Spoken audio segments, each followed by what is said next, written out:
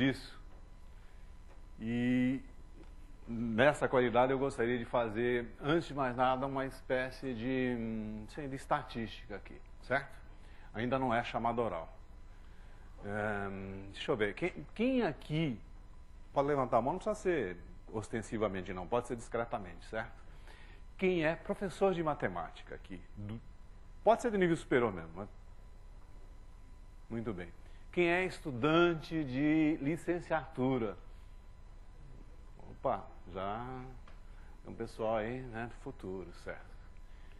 E quais são os sapos de fora?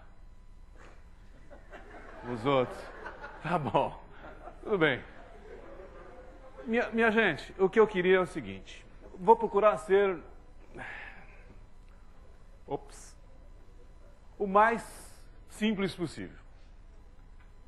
E uma outra pergunta que eu queria fazer é o seguinte: quem esteve presente naquela apresentação da Olimpíada feita pela professora Luzinalva? Tá bom, então eu não corro o risco de chover no molhado, pelo menos não para a maioria, tá certo? Porque eu vou falar um pouquinho da questão da evolução histórica da Olimpíada. Não vou perder muito tempo com isso não, não é essa a minha finalidade. Mas antes de mais nada, uma pergunta. A gente fala em Olimpíada de Matemática, mas que Olimpíada? Vocês acham que a primeira Olimpíada que houve foi de matemática ou não? Você já deve ter ouvido falar em Olimpíada, a mídia não se cansa de fazer isso, em Olimpíadas esportivas, não é isso? E a pergunta que a gente poderia fazer é a seguinte: existe alguma conexão entre as Olimpíadas? A verdade é que os húngaros... Então, vamos falar um pouquinho dessas coisas, certo? Deixa eu me entender aqui. Isso. Na verdade, que a Olimpíada de Matemática, ela tem alguma semelhança com uma Olimpíada esportiva. E quem aproveitou um pouco esse espírito da coisa foram os húngaros já no século XIX.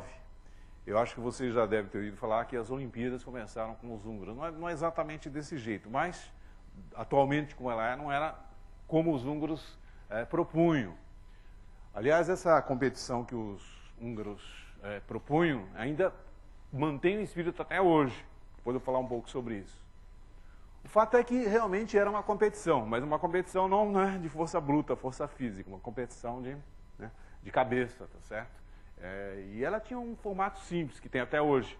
Eram propostas três questões de matemática, para os alunos resolverem em um determinado tempo, alunos que ainda não haviam ingressado na universidade. E esses estudantes na Hungria, eles eram muito festejados, principalmente aqueles que ganhavam, né? E recebiam prêmios. E um dos autores de um daqueles prefácios, não sei se vocês já leram alguma vez aqueles livros de problemas da Hungarian Problems, um dos prefacistas desse livro dizia que esse tipo de atividade na Hungria valorizou muito a matemática nesse país. Então a gente percebe que já desde aquela época esse tipo de atividade cultural já valoriza aquilo que eu presumo, vocês prezam muito, que é a questão da matemática. Existem hoje em dia muitos tipos de Olimpíada, mas como as Olimpíadas esportivas, algumas competições são de caráter de grupo, mas na maioria é de caráter individual. Se bem que, não obstante o fato de ser individual, a gente sabe muito bem que nas Olimpíadas esportivas, por exemplo, quando alguém leva ouro, a gente não diz que o fulano levou ouro e diz que o Brasil levou ouro, certo? Então, essa identificação com o país ou com a comunidade ao qual o participante da Olimpíada pertence, existe uma identificação entre esses dois elementos, entre o indivíduo que compete e entre a comunidade a qual ele pertence. Isso é muito natural, tá certo? Agora, o que tem de especial as Olimpíadas de Matemática? O que tem de especial são os problemas que elas apresentam. Porque problema de matemática, questões de matemática, exercícios de matemática, existem aos montes. Agora, o que faz os problemas da Olimpíada serem diferentes? A gente vai conversar um pouco sobre isso. Mas o meu propósito aqui hoje é bem simples. Eu tenho, como professor, Eu tenho, não é bem uma tese, eu tenho, digamos assim, algo, uma conjectura. E eu gostaria de desenvolver esse, aliás, né, vocês estão presentes aqui, gostaria que pensassem nessas coisas também, fizessem reflexões sobre isso, e a gente até, né, no futuro, trocar experiências, os futuros professores de matemática, os atuais professores de matemática, que é essa questão. Até que ponto as Olimpíadas de Matemática podem realmente ajudar os alunos a aprenderem matemática? E até que ponto as Olimpíadas de Matemática ajudam os professores a ensinarem matemática? Eu acho que essas reflexões são muito importantes.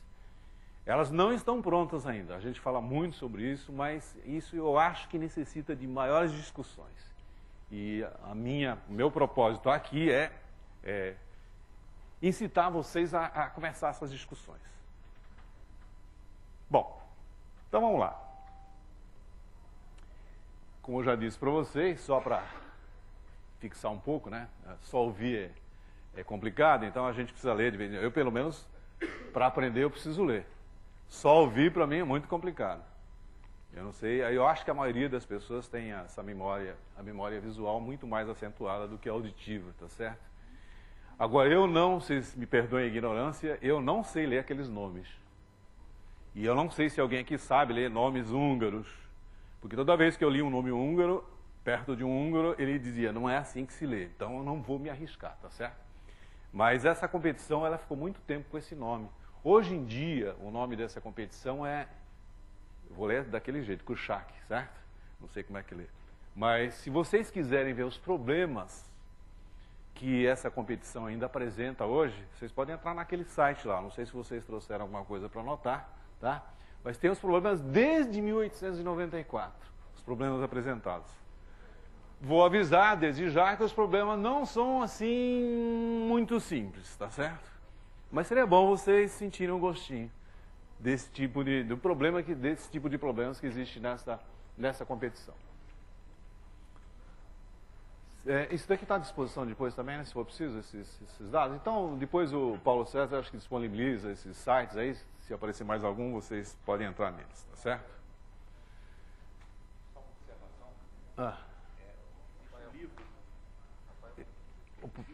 Pode falar. O professor Paulo vai. Há também publicações, aí, livros publicados aí com alguns dos problemas mais clássicos aí dessa competição. Na biblioteca aqui do IMPA, por exemplo, vocês encontram um livro com a coletânea de problemas da competição húngara. Existem 3 livros já chamados Hungarian Problems, tem 1, 2 e 3, não sei se tem mais algum. Deixa eu voltar um pouco, que alguém pediu para voltar. É isso? Tudo bem? Já? Então, agora, a Olimpíada Internacional de Matemática, por que eu vou falar da Olimpíada Internacional de Matemática? Porque ela é, de longe, a competição cultural mais importante que existe hoje no mundo. Ela é extremamente importante, muito valorizada, principalmente pelos países mais avançados, tá certo? E ela merece aqui que a gente se detenha um pouco mais. Parece que outro dia a professora Luzinova tinha dito que essas informações que dão, começou a primeira internacional em 59, de fato. Mas o tipo de competição, com o espírito que ela tem e com a estrutura que ela tem, prova em 2 dias, com 3 problemas em cada dia, já começou com os soviéticos, né? E esse Leningrado acho que é outro nome hoje em dia, né? São Petersburgo, é isso? São Petersburgo. E os russos começaram isso em 1934.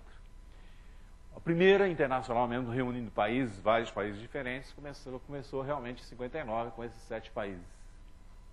Engraçado que ela foi caindo no gosto e no interesse da população, da comunidade, e foi crescendo.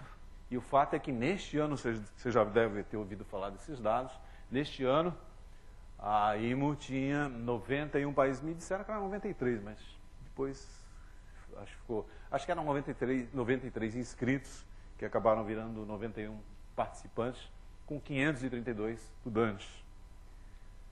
Bom, a questão que fica é a seguinte: será que só existe essa Olimpíada?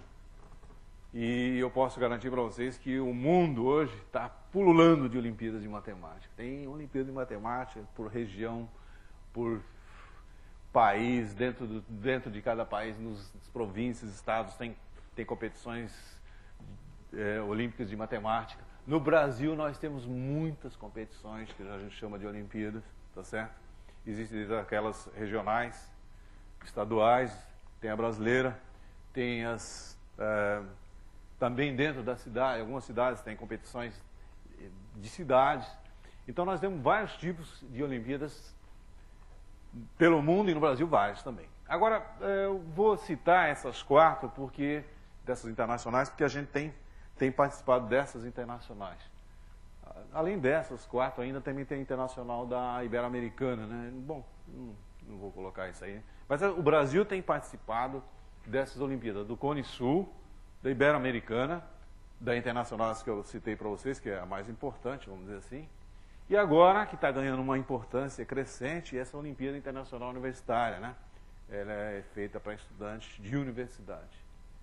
A gente não faz muito tempo que nós começamos a participar dessa, e me parece que os prognósticos são bons. Depois a gente conversa um pouco sobre isso. Bom, como eu disse para vocês, o Brasil começou a participar. Em 79 a gente começou. E engraçado que nós não precisamos esperar muito tempo para ter uma medalha de ouro, né, professor César? Não tem nenhum medalhista de ouro aqui, não? Ah, não tem, hoje não tem.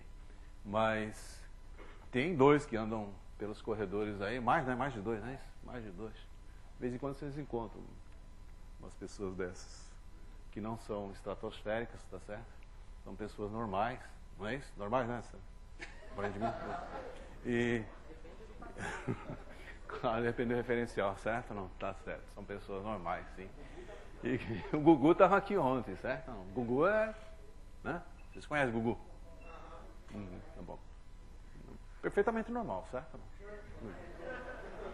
E uma coisa que eu gostaria de comentar agora, já que a gente fez esse tipo de brincadeira, é o seguinte: existem estereótipos, e um deles, né, a população gosta de estereótipos, né, principalmente a mídia, gosta muito de estereótipos desse tipo. E a figura que se faz de matemático, de físico, que são pessoas estranhas, tá certo?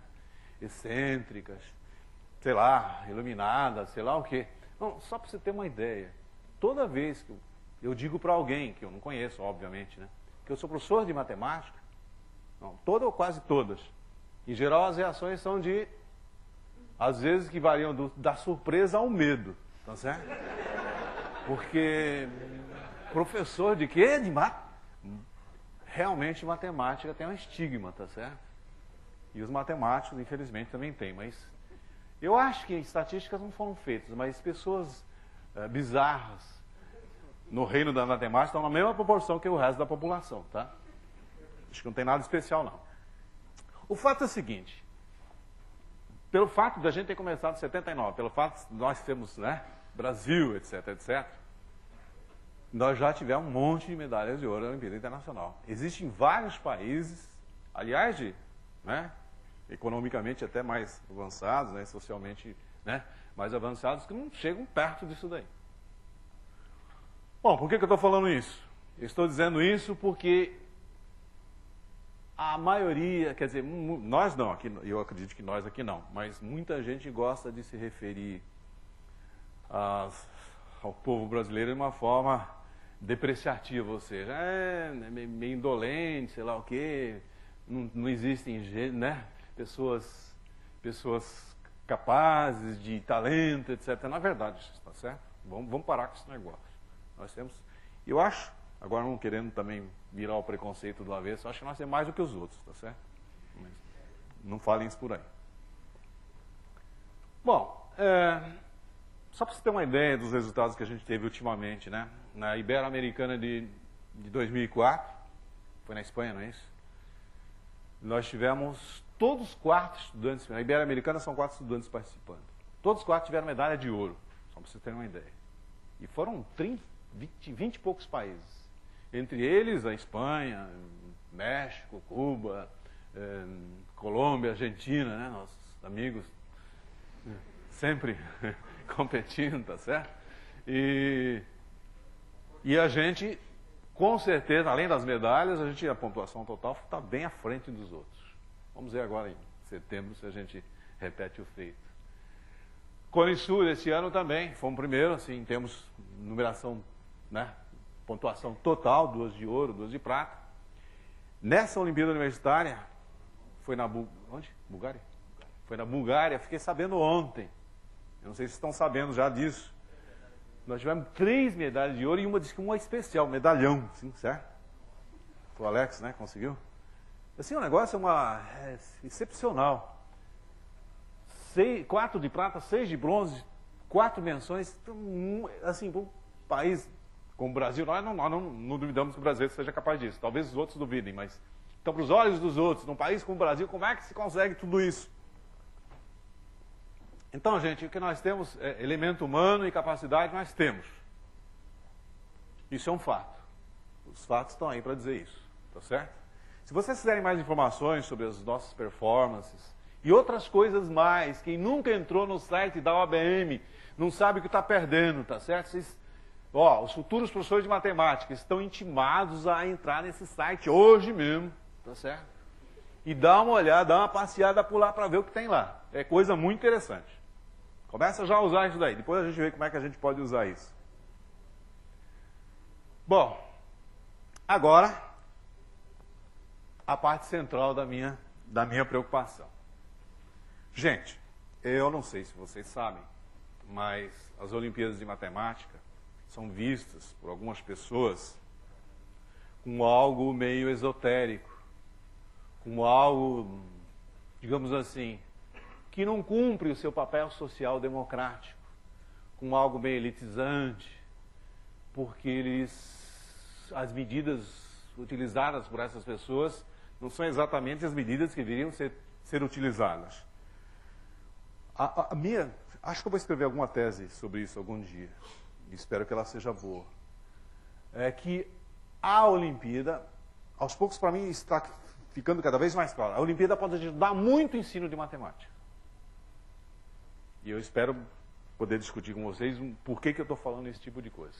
A verdade é o seguinte, a matemática é uma disciplina, é uma matéria, sei lá, é um objeto que desde a antiguidade esteve presente nos sistemas educacionais, vocês sabem disso. Então, juntamente com a língua nativa, a matemática forma com a língua a base que vai formar o cidadão, o estudante, a pessoa que pertence a uma comunidade. A matemática universal é a mesma e a língua, obviamente, depende da comunidade. Por isso que não tem Olimpíada Internacional de Português, por exemplo. Poderia ter, né? Não sei.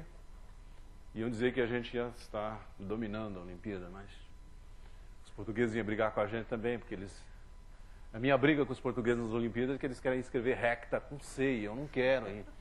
Uma vez, acho que foi no Taiwan, eu briguei tanto com eles que a gente fez uma versão em brasileiro e uma versão portuguesa. O pessoal achou meio estranho, mas eles não percebiam diferença nenhuma, mas os nossos alunos percebiam. Como recta com C, tá certo? A gente tinha algumas diferenças culturais, mas isso não importa. Isso vem a propósito do comentário que o Elon fez outro dia aqui, né, do livro dele que foi traduzido para o português. É verdade, o livro do Elon teve que ser traduzido para o português de Portugal. Mas eu vi um livro feito acho que é geometria um livro de geometria recente que foi feito em Portugal, mas com uma linguagem muito, muito brasileira, viu? Eu acho que eles importaram alguns brasileiros para fazer, para redigir o livro. Bom, o fato é o seguinte, o que eu queria dizer para vocês é o seguinte, que a matemática ela é onipresente em todos os sistemas educacionais. Ela é muito importante. Eu não sei se vocês já pararam para pensar sobre a importância da matemática. A gente podia ficar horas e horas aqui falando da questão da matemática, a sua relação com o resto do conhecimento. Tá certo? A matemática não é uma ciência exata. A gente chama de ciências exatas ciências, digamos assim, naturais. É outra coisa. A matemática é muito mais do que isso. Tá certo? Tem um pé na linguagem muito violento. Tá certo? Se bem que eu ouvi dizer que descobriram aí umas outras estruturas cerebrais que fazem a matemática meio independente da linguagem, mas isso já são especulações dos neurobiologistas, eu não sei até onde isso é verdade. Mas, infelizmente, a matemática tem uma fama, principalmente no nosso meio, no meio brasileiro, mas não é só do brasileiro, não. Fala para um americano normalmente de matemática, certo? Eles estão muito preocupados com isso também. Em outros lugares, matemática amedronta, tá certo? As pessoas acham que matemática não dá para entender, é um negócio esquisito. E eu já vi muitas discussões sobre por que a matemática amedronta. Isso daí também faz parte das discussões do pessoal que estuda educação matemática, e às vezes entende demais sobre isso, tá certo? E não sei se vale a pena ficar discutindo essas coisas. A gente tem que ser um pouco mais efetivos. Que a matéria é importante e acho que nós não discutimos. Vocês estão aqui, não é à toa, certo? No Brasil, a matemática existe em todos os níveis curriculares. Claro que não existe nos níveis universitários, onde, infelizmente, né, onde eles acham que não precisa mais de matemática. Mas eu acho que o pessoal de direito devia ter alguma matemática também, o pessoal de sociologia, etc, etc, letras também devia ter, assim por diante, tá certo? Eu acho que a matemática é imprescindível, inclusive naquelas profissões que se diz humanas, tá certo? Acho que elas são importantes. E, obviamente, existem milhões de discussões sobre a questão da matemática nas nossas escolas, nas escolas brasileiras. Eu sei que o problema aí é mais amplo, não é só questão de matemática, mas a matemática é tida como uma das vilãs. Vocês sabem disso.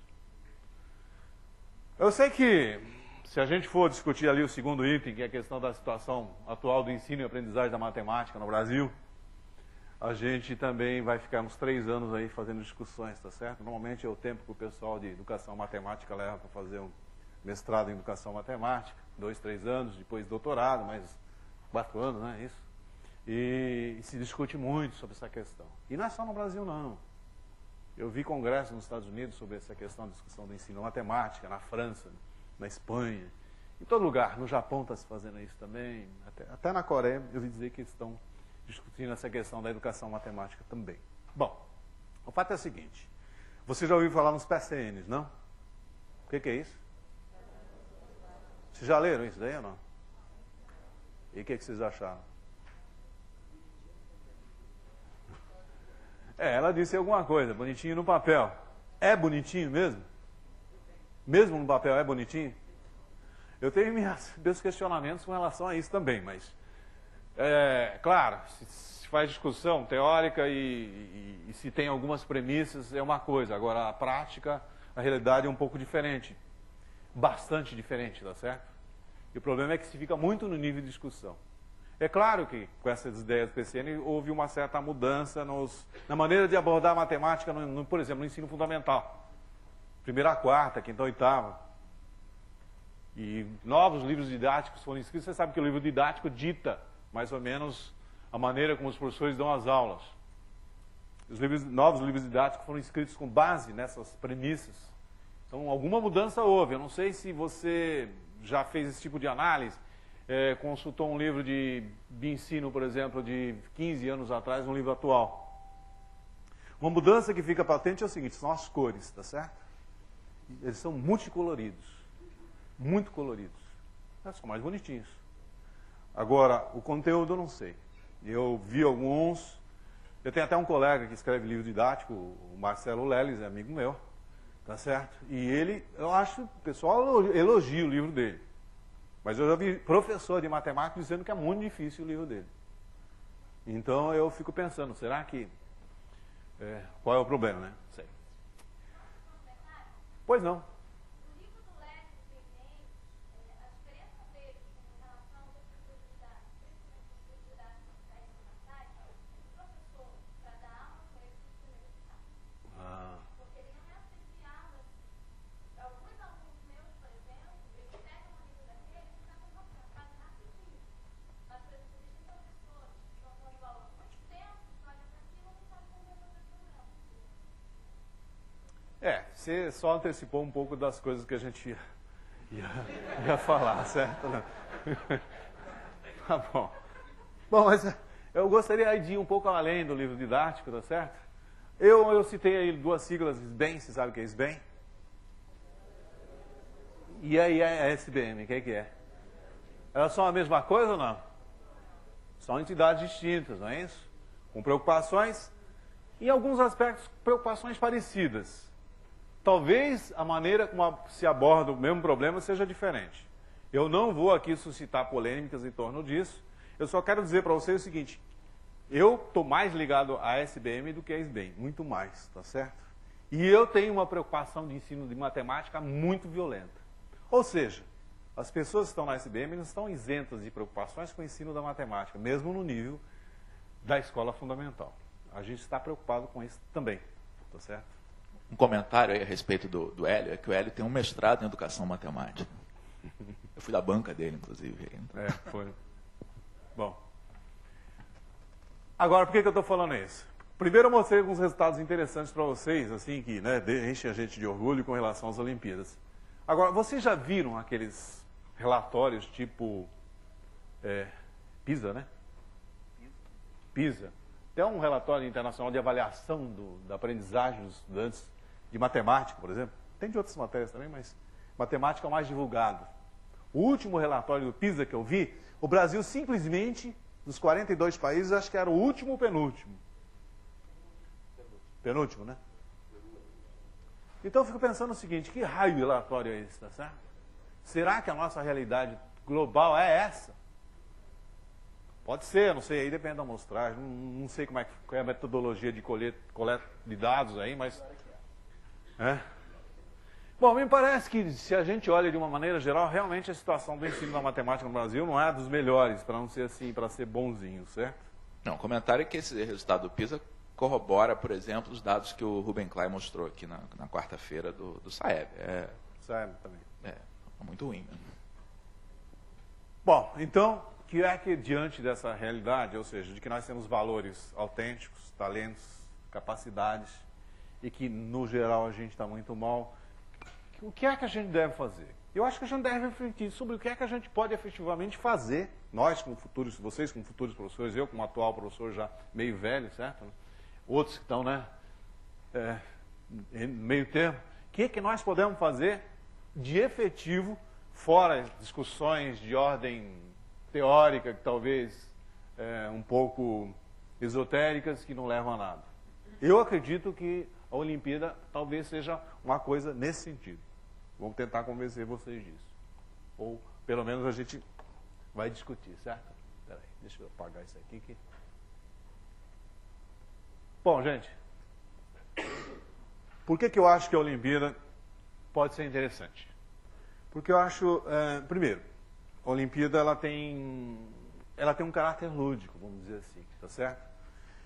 A gente precisa tomar cuidado. Eu estou falando o seguinte, não estou falando só da Olimpíada Brasileira de Matemática, estou falando também das outras Olimpíadas, das próprias. Se você está numa escola, você pode fazer competições internas, começar com coisas simples, tá certo?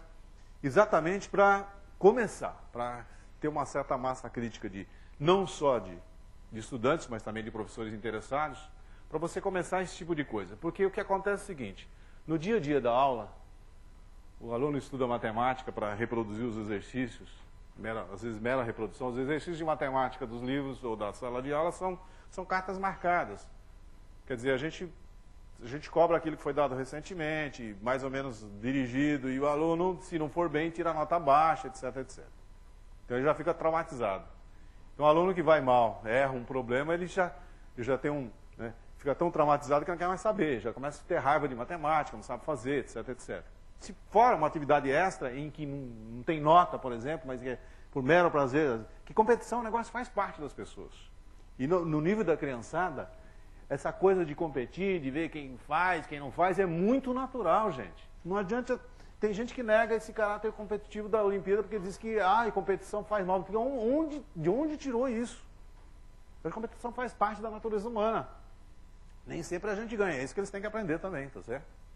Bom, mas... Vamos ser um pouco mais diretos. O professor também é envolvido pela Olimpíada. E a única coisa que eu não consegui fazer ainda, articular direito ainda, é como fazer isso de uma maneira organizada em todas as escolas. Pegar todos os professores de matemática, envolver todo mundo, e pegar o maior número possível de alunos de matemática e envolver em atividades desse tipo. Eu acho que o dia que a gente conseguir organizar estratégias para isso, a gente vai conseguir melhorar esse tipo de coisa. Mas, então... Estamos suscitando essas coisas com vocês. Eu acho que, como eu estava dizendo para vocês, esse caráter de jogo, esse caráter de competição, esse caráter de ambiente, porque o aluno é todo dia aquelas aulas, e o professor também todo dia. O professor, às vezes, se for dar aula, por exemplo, no ensino médio, por exemplo, ele dá aula em 15 salas do primeiro colegial, 10 salas do primeiro colegial. Ele fica repetindo, dando problema, etc. Fica até meio, né? Por mais que ele goste de matemática, por mais que ele goste da sua profissão de professor, ele acaba ficando enjoado. E quando você se engaja em coisa um pouco de... O diferente é muito legal para a natureza humana. Tá certo? Esse negócio de fazer uma coisa diferente, fora do horário, vamos trazer a molecada aqui, depois vamos tomar uma Coca-Cola, sei lá, inventa coisas desse tipo, em que há uma agregação de pessoas com, né, que é uma meta comum, que é participar daquela competição, mudando um pouco o ar, tá certo? Com probleminhas interessantes. Isso realmente estimula tanto os alunos quanto os professores. Obviamente em torno da matemática, certo? Professor, é o que eu estava dizendo para vocês, tá? Questão de fugir da rotina, tá certo? Sempre os mesmos problemas, sempre... Gente, esse negócio de rotina para o professor é um negócio mortificante. Vocês têm que fugir disso, tá certo? Porque às vezes você percebe o seguinte, professor, não sei se por comodismo, questão de personalidade dele, ou falta de estímulo, sei lá. Não vou discutir essas coisas. Mas fica anos e anos ensinando logaritmo daquele mesmo jeito, com aqueles mesmos probleminhas. A prova dele é a mesma, os alunos guardam a prova para o ano seguinte, certo? Não. Faz mercado negro de prova, tá? Vende por R$2 a prova do ano passado. Né? Bom, isso quando não entra no banco de dados do professor, quando ele tem, né, computador, etc, etc. Bom, de qualquer forma, vamos dar uma chacoalhada nessa mesmice. E eu acho que a Olimpíada serve para isso. Agora, não é só a questão social, é porque os problemas de Olimpíada, eles têm que ter uma natureza um pouco diferente dos problemas do dia a dia, dos probleminhas, dos meros exercícios. Eles têm que merecer esse nome. Qual a diferença entre um exercício e um problema? Tá certo? Um exercício, eu diria que um exercício é uma carta marcada, tá certo? O cara já sabe que é um AIS de, sei lá, de ouro, coisa do tipo. É só reproduzir aquilo. Agora, um problema de Olimpíada, você não sabe ainda que carta é, o que você vai fazer? Na medida, de certa maneira, pelo menos alguns matemáticos me dizem isso. Eu não sou matemático, sou professor de matemática do nível médio, tá certo? Mas eu tenho, né, a oportunidade, às vezes, de conversar com matemáticos que dizem que certos problemas que eles resolvem, então eles falam em problemas, resolver problemas. E muitas vezes, problemas que eles resolvem, eles não sabem nem como começar a resolver. Eu não sei se vocês já leram algum desses livros de biografia de matemáticos, ou então livros sobre a demonstração de teoremas famosos, como esse do Fermat, por exemplo. Tem um livro inteirinho sobre isso daí. E vocês viram que o cara que fez isso, ele teve que pensar um monte de coisas diferentes, de vários domínios diferentes da matemática. Então, o problema de Olimpíada, de certa maneira, tem que ter um pouquinho disso. Não pode ser demais também, que senão se assusta, né, pessoal? E às vezes alguns problemas assustam mesmo, tá? É bom que eu diga para vocês o seguinte.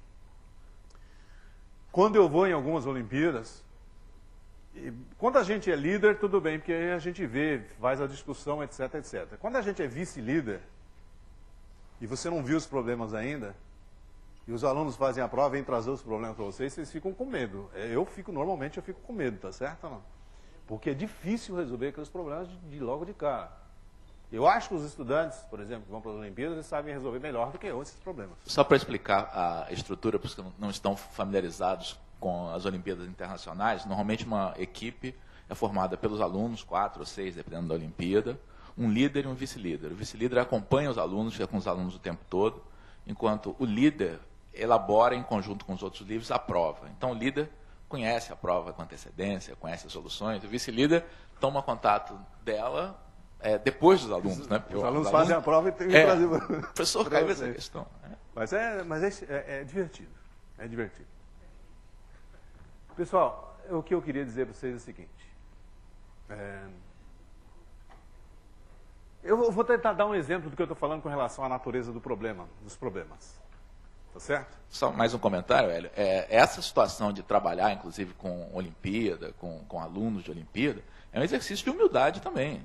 Porque o talento é um talento que se manifesta, às vezes, em alunos muito jovens. Então, muitas vezes você se vê na situação de ter um aluno que tem uma solução muito melhor que a sua, que sabe fazer um problema que você não sabe fazer. Nesse contexto de Olimpíada, isso é perfeitamente natural e tem que ser lidado com naturalidade. Em outras palavras, a gente gostaria muito que vocês se engajassem nesses projetos de Olimpíada e que não tivessem medo de engajar nesses processos, tá certo? Se você, o teu aluno vem, professor, como é que faz esse problema? Calma lá que eu vou pensar no assunto. Pois não. Foi dito que o líder elabora a prova para os alunos. Será que isso não facilitaria, pelo líder saber o nível de conhecimento dos seus alunos, uma questão que facilitasse a sua equipe? Ah, bom, isso não é bem assim. Na verdade, a escolha dos problemas eu vou te dar o exemplo da internacional, tá? Os líderes dos países chegam, os países podem contribuir com problemas. Eles mandam antecipadamente os problemas para uma comissão organizadora. Essa comissão faz a seleção dos problemas e monta um banco das questões. Aí os líderes se reúnem e aí a gente começa a escolha dos problemas. Se algum líder, tá, disser que já viu aquele problema em algum lugar, o problema é rechaçado. E se tiver algum problema que algum líder fez e ficar comprovado, já aconteceu isso, tá? É bom que eu diga isso para vocês. Mas há um compromisso ético muito forte dos líderes indicarem problemas que são familiares. Exatamente. O líder não vai mandar um problema em que ele está usando para treinar os seus alunos. Mas já houve um problema em 88, se salvo engano, em que a Coreia do Norte, os estudantes da Coreia do Norte, acho que foi isso. O Fred não está aqui. Hã? Não, foi em 98 na Suécia. Em 90. Peraí, quando é que foi na Suécia? Então me lembro de ter visto esse problema lá na Suécia. Foi isso daí. Estava eu e o Fred era líder e eu era vice-líder. E eles foram obrigados a se retirar da Olimpíada porque houve, e nem não se tinha muita certeza, mas os alunos fizeram o problema do mesmo jeito. Um problema que a probabilidade de fazer o problema do mesmo jeito era muito difícil, né? Os mesmos erros, etc, etc. E a Coreia ficou afastada há alguns anos da Olimpíada. Só voltou agora.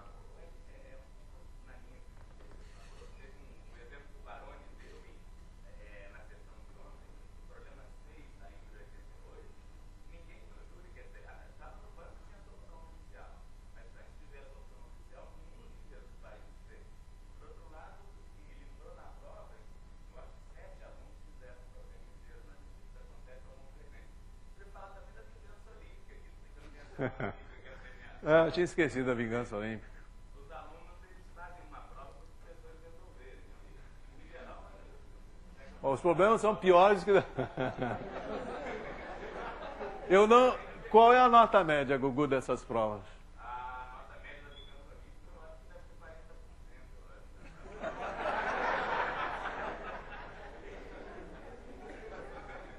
40%. É melhor nem se atrever. Isso daí não, isso daí é vingança mesmo, certo? Não? Mas, gente, o que eu queria porque não tem muito mais tempo, eu só queria ilustrar o que eu estou dizendo, é o seguinte. Eu escolhi um conceito da geometria, né, elementar, que, em princípio, os problemas das Olimpíadas são de matemática elementar, ou seja, matemática não é usada, né, na universidade, então, ou seja, não cai problema de cálculo, derivada, nem probabilidade não cai, né, na IMO não cai. Bom, eu sei o seguinte... E com esses assuntos elementares, dá para fazer problemas muito interessantes. Então, eu escolhi um conceito, que é a questão da lei dos cossenos. E vou ilustrar para vocês. Eu escolhi um livro didático, explorando esse conceito, e tentei pegar a questão mais difícil que eu encontrei lá, de lei dos cossenos.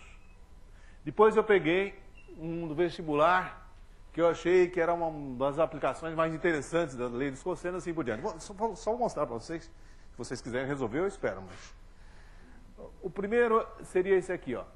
Matemática Elementar é uma coleção bem conhecida de livros, né? Esse livro de geometria, acho que é pelo Oswaldo Dolce, Pompeu, não sei o quê. Bom, olha, foi o que eu achei mais difícil de aplicação da lei dos cossenos lá.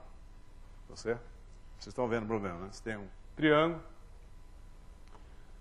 São dados lá, não precisava ter dado, podia ter falado ABC, coisa do tipo. Triângulo retângulo, né? Retângulo mais tranquilo, certo? Calcular a medida dos lados do triângulo. Então, usando a lei dos cossenos, eu não estou falando que é para usar a lei dos cossenos.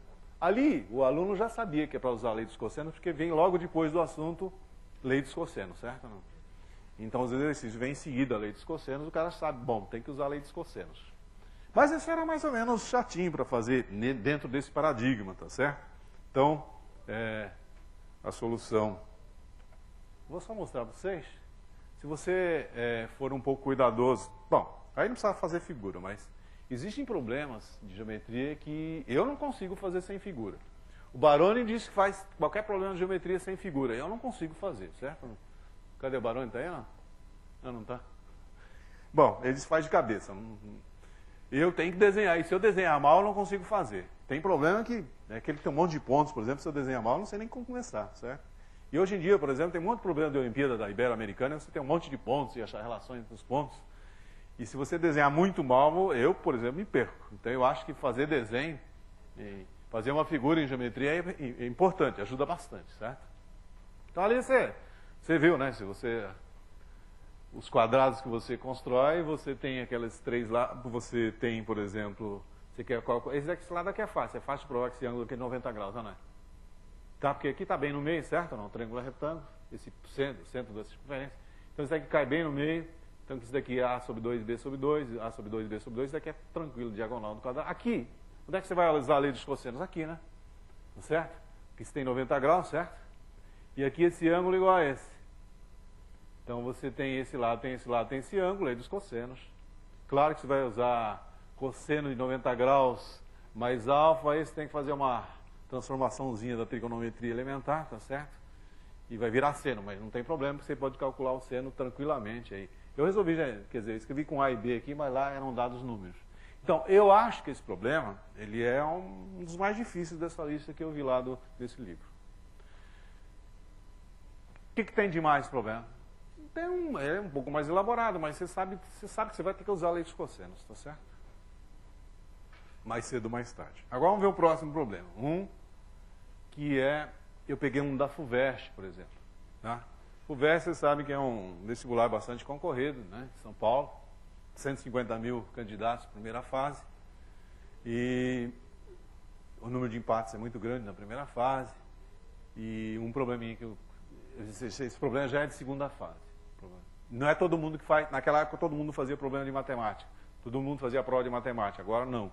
Agora é só o pessoal de exatas é que faz. Exatas de algumas carreiras lá, e que fazem a prova de matemática na segunda fase. Bom, então aí você tem um tetraedro, certo? Não? Vou botar o A lá em cima, você tem BC, D embaixo. Você tem um ponto da aresta BC, não é isso? E ele pede para você escolher um ponto P de maneira que PA mais PD tenha o menor valor possível. Vocês conseguem visualizar isso no espaço, não? Tetraedro, pirâmide de base triangular, peguei a aresta BC, não é isso? Não vou desenhar lá, que eles me proibiram de fazer desenho, certo? Tem aresta BC. Aqui você escolhe um pontinho P nessa aresta, de tal maneira que esse comprimento seja o menor possível. Então, se vocês olharem direitinho, pensarem direitinho, vocês vão perceber que esse comprimento PA é igual ao PD, né? Então, a simetria da figura é fácil. A congruência do triângulo você mostra que é fácil. Os dois segmentos são do mesmo tamanho, então se o PA for o menor possível, a soma vai ser a menor possível, certo? PA, você pode chamar aqui esse segmento de X, por exemplo, e esse daqui vale 1, né? Que é a aresta. O ângulo é de 60 graus. Esse lado aqui vai ficar em função de X, certo ou não? E aí, então, você estuda a função de X, que parece uma função de segundo grau. Ela tem um mínimo, você acha esse mínimo. Então, solução tranquila, né? Mas você percebe, já não é de imediato, o cara tem que pensar que tem um tetraedro, que ele tem que desenhar lá. Agora, como é que eu faço para ver como é que esse troço é o mínimo possível, como é que eu arrumo uma função para estudar o valor mínimo dela, etc, etc. É um pouco, não é de graça tanto quanto o outro. Tá certo? É claro que uma vez você fez a primeira, o item A, o item B sai naturalmente. Tá certo? Aí você precisa tomar só um pouco de cuidado, não é isso? Para fazer as continhas. Chama, sei lá, o BP de X, por exemplo. E você chega nesse trinômio de segundo grau. Se você quer usar a derivada para achar o máximo, o mínimo, aí você que sabe. Mas não precisa, você completa quadrado, tá certo? E você vê claramente que aquela raiz ali ela é maior ou igual a zero, claro. E ela vai ter o valor menor possível quando o x for igual a meio. É isso ou não? Tá certo isso? Tá ou não? Ah, tudo bem. Peraí, mas você tem que justificar, certo? Você teria que escrever um pouquinho mais. Aí, se você fizer com lei dos cossenos, a função fica fácil. Você sabe que é o mínimo. X igual a meio, certo? E a razão. Claro, é que você fala, é por simetria. Você não podia dar uma resposta. É por simetria que é o menor possível. Você vai ter que mostrar porque é menor. Aliás, o que você levantou, que foi?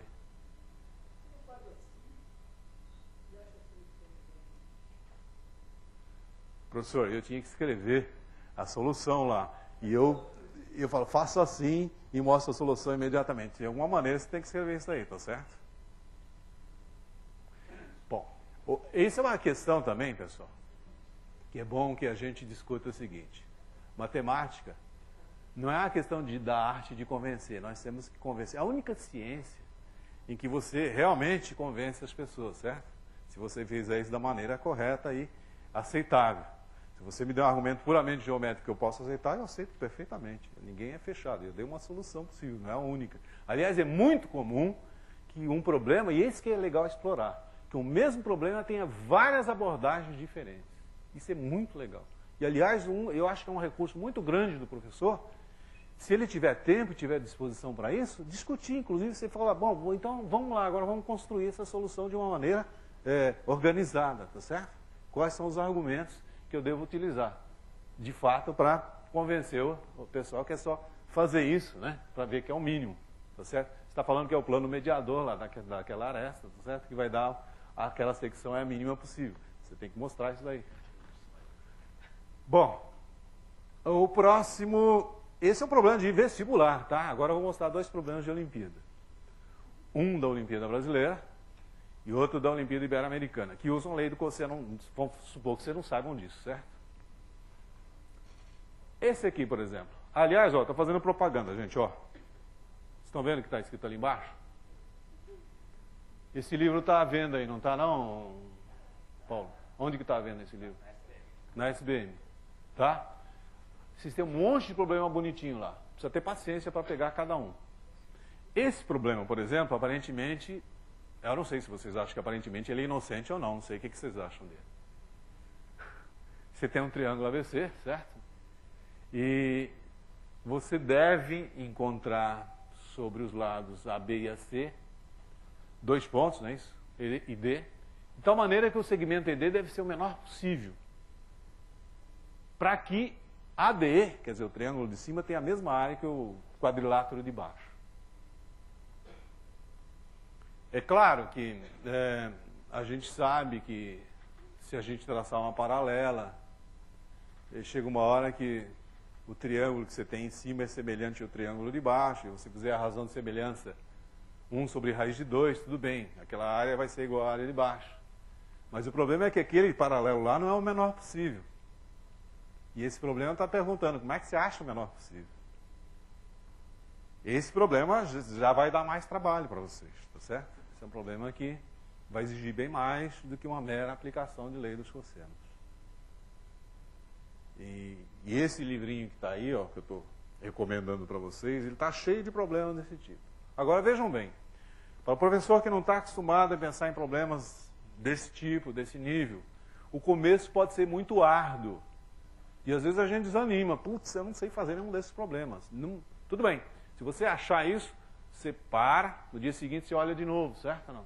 Se continuar achando isso, não desista. Alguma hora você vai começar. E esse é engraçado. Você começa a fazer, você começa a perceber mais as coisas, cada vez mais, você não pode parar.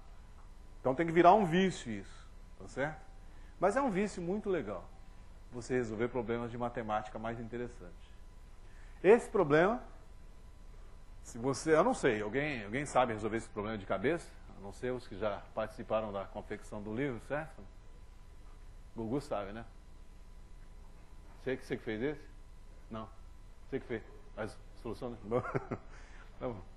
É um problema, dá um pouquinho de trabalho. Mas não é tanto assim também. Eu acho que vocês teriam algumas ideias logo de cara. Você desenha, porque você percebe o seguinte.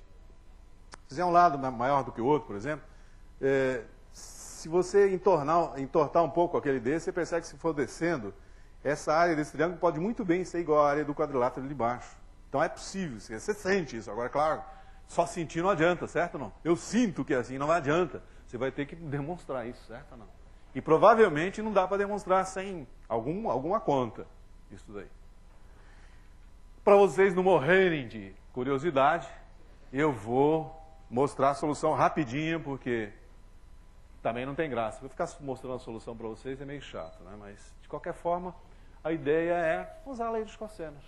Mas não é um mero uso da lei dos cossenos. Percebe? O ED ali, por exemplo, ele é oposto ao ângulo A, então o que é? A é o quadrado, eu vou chamar de M, o AD é o quadrado, etc, etc, menos 2mn cosseno de A. Só que ali, não fui eu que resolvi essa questão, tá? Eu pensei nela e tal, me enrolei um pouco, mas percebi que tinha que usar a lei dos cossenos, até que fiz em parte. Mas depois fui olhar a solução. Quem resolveu a primeira vez já resolveu, né? Não sei se ele levou tempo para resolver isso. Mas ele usou uma desigualdade ali, não sei se vocês perceberam. Que m ao quadrado mais n ao quadrado é maior ou igual a 2mn. Na verdade, m ao quadrado mais n ao quadrado sobre 2 é maior ou igual a raiz quadrada de mn, tá certo? M mais, na verdade você pode tirar isso direto, m menos n ao quadrado é maior ou igual a 0, certo? Daí se tira essa desigualdade. Ou seja, m2 mais n2 sobre 2 é maior ou igual a 2 a mn. Então, você usando isso, você fica com aquela expressão, tá? Agora, como é que você vai relacionar isso com os lados do triângulo? Porque os lados do triângulo é que foram dados, não mn, certo? Então, você tem que usar o lado oposto ao A é o Azinho, o lado oposto ao B é o Bzinho, o lado oposto ao C, Czinho.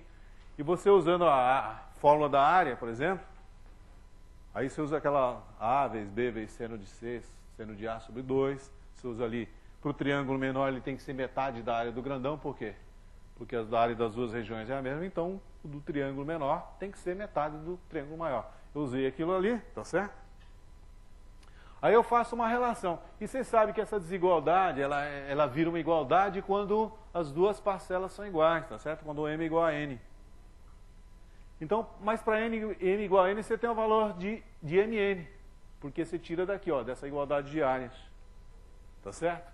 Então, o m vai ser igual a n, vai ser a raiz quadrada de bc sobre 2. Isso, aí que tá. Esse problema é chatinho, porque você acha que você resolveu o problema aí, mas tem um pouco mais para você pensar.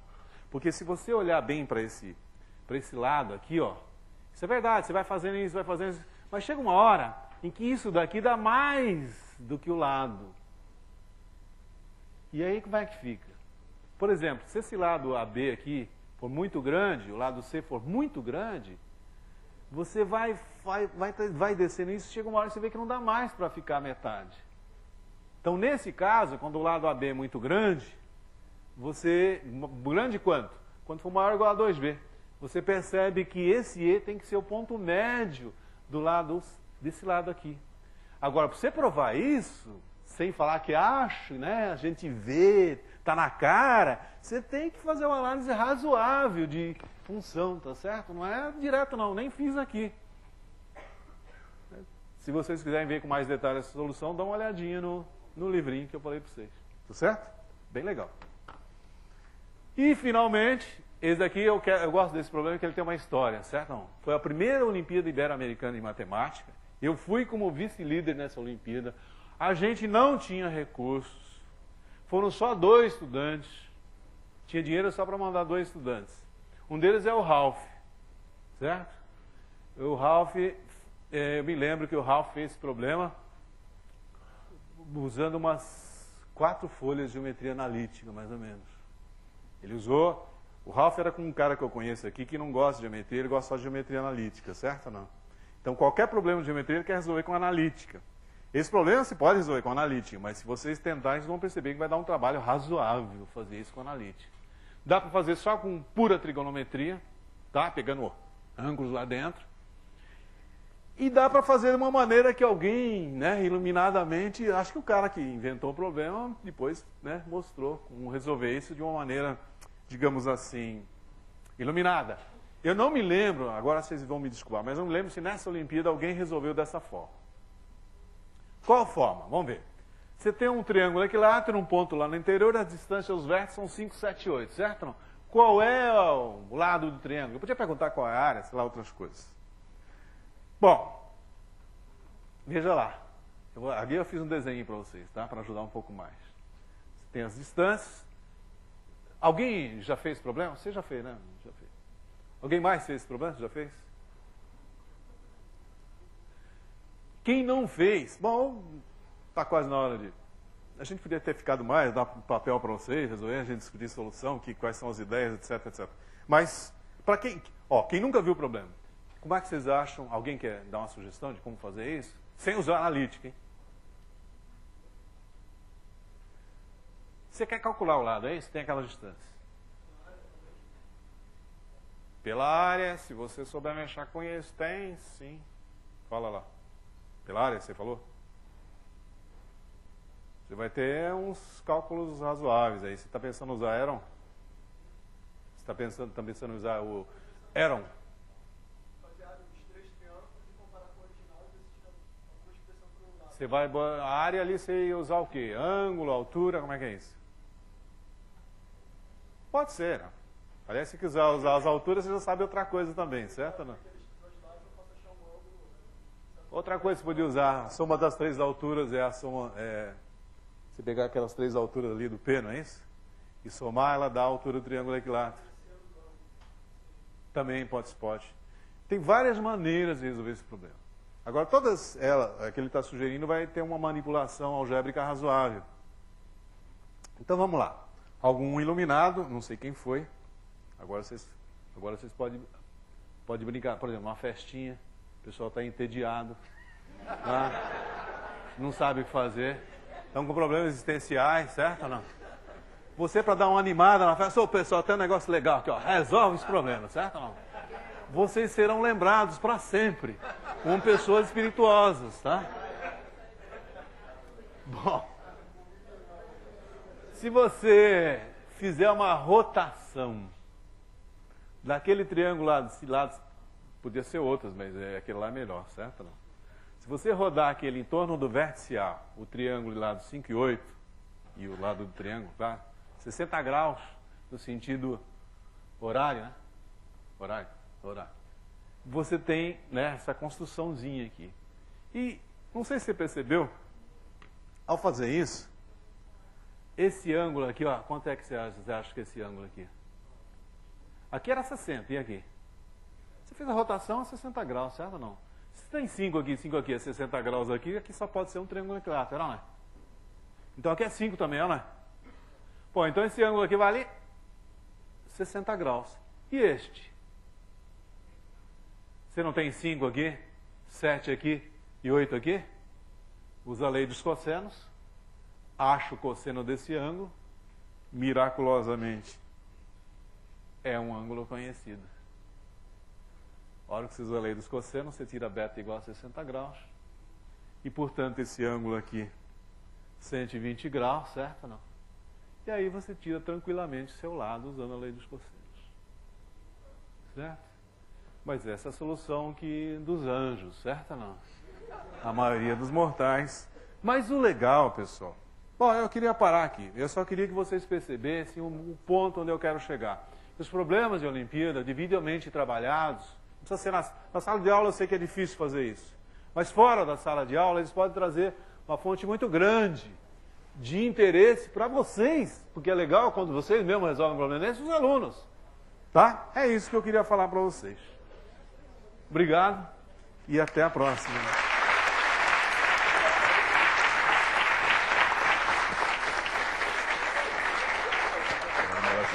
Muito bem.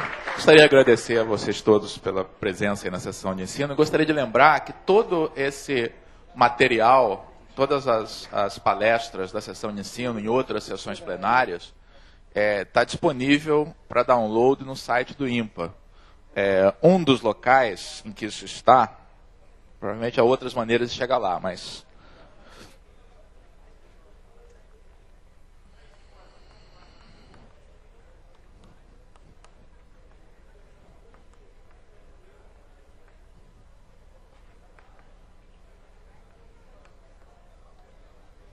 Nesse endereço vocês encontram os vídeos de todas as palestras plenárias aqui do colóquio. Bom?